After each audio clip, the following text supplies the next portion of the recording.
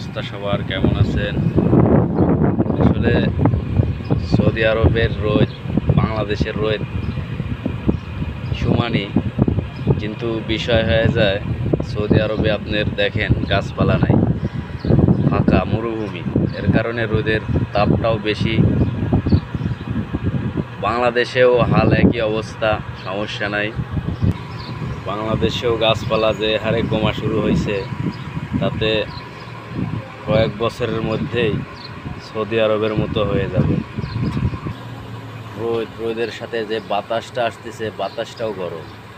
তো আমরা সকলেই গাছ আসলে কাটি, কিন্তু গাছ তো আমরা সকলেই গাছ কাটবো এবং লাগাইবো, তাহলেই ঠান্ডা একটা প্রকৃতি হবে।